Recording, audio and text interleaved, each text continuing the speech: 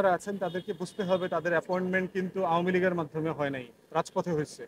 অতএব কেয়ারটেকার সরকারের প্রত্যেকটা উপদেষ্টাকে মাথায় রাখতে হবে, যেই ছাত্র জন অভ্যুত্থান হয়েছে ছাত্র সমাজের এবং সাধারণ মানুষের, যেই রাজপথে মিছিল মিটিং রক্ত আর লাশের উপর দিয়ে কেয়ারটেকার সরকার ইন্টারিম সরকার গঠিত হয়েছে, আপনারা তাদের লাশ, অবদান, রক্ত দেওয়া, শাহাদাতকে কোনোভাবে ছোট করবেন না। যারা এই লাশের জন্য দায়ী তাদের বিচারের ব্যবস্থা করেন, লাশের হিসাব করেন, গণকবরের হিসাব করেন। মর্গে শত শত লাশ পড়ে আছে, অধিকাংশ মানুষকে লাশ পরিবারের কাছে বুঝিয়ে দেওয়া হয়েছে পুলিশ এই শর্ত দিয়ে যে সে কোনোদিন মামলা করবে না। অতএব ডিসচার্জ রিপোর্টগুলো সংগ্রহ করেন। আওয়ামী লীগকে ব্যাকডোর থেকে ফিরে আনার কোনো ষড়যন্ত্র আমরা মানব না।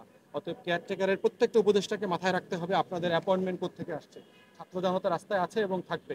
এখন আওয়ামী লীগ বাংলাদেশে ইতিমধ্যে নিষিদ্ধ দলে পরিণত হয়ে গেছে। বাংলাদেশের ইতিহাসের সবচেয়ে ঘৃণিত রাজনৈতিক দলের নাম হচ্ছে আওয়ামী লীগ এবং তাদের দোসর জাতীয় পার্টি এবং 14 দল। অতএব এদের বাংলাদেশে রাজনীতি করবার কোনো অধিকার নাই, ভবিষ্যতেও থাকবে না। যারা এই রাজনীতি করেছেন, এই সকল অবৈধ সংসদের এমপি মন্ত্রী হয়েছেন, পদস্থ আওয়ামী লীগের নেতাকর্মীরা আছেন, ভবিষ্যতের কোনো রাজনীতিতে, কোনো নির্বাচনে এই লোকদেরকে আমরা নির্বাচন করতে দেব না। এইটা গণ অভ্যুত্থান পরবর্তী জার্মানিতে, ইটালিতে, ইরাকে, পৃথিবীর বিভিন্ন দেশে হয়েছে।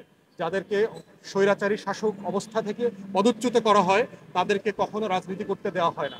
অতএব আমরা কেয়ারটেকার সরকারকে বলবো এটা আপনারা মাথায় রাখবেন। আওয়ামী ফ্যাসিবাদ যারা আমাদেরকে নির্বাচন থেকে, গণতন্ত্র থেকে, ভোট থেকে বঞ্চিত করেছে, তাদেরকেও ভোট এবং গণতন্ত্রের চতুর্থ দফা মুসলিম, হিন্দু, বৌদ্ধ, খ্রিস্টান সহ সকল ধর্মে আমরা সবাই বাংলাদেশি বাঙালি, কেউ সংখ্যাগুরু বা সংখ্যালঘু নই। এখানে কোনো প্রকার বৈষম্য বা পৃথক সত্তাগত বিভাজনের সুযোগ নেই। জীবন দিয়ে হলেও আমাদের সবাইকে সাম্প্রদায়িক সম্প্রীতির বন্ধন রক্ষা করতে হবে।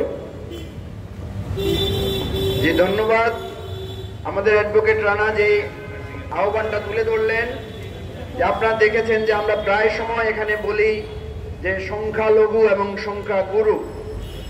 আমরা বলেছি দেশের নাগরিক হিসেবে মুসলমান, হিন্দু, বৌদ্ধ, খ্রিস্টান যত ধর্মের লোক আছে, আবার বিভিন্ন ধর্মের বিভিন্ন গোষ্ঠী আছে, আমরা এখানে কেউ সংখ্যাগুরু বা সংখ্যালঘু নই।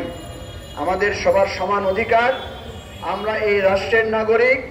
এখানে কোনো ধরনের বিভাজন চলবে না। কোনো হিন্দু, কোনো বৌদ্ধ, কোনো খ্রিস্টান কারো দলীয় কারণে কারো উপরে কোনো হামলা চলবে না, এটা বন্ধ করতে হবে।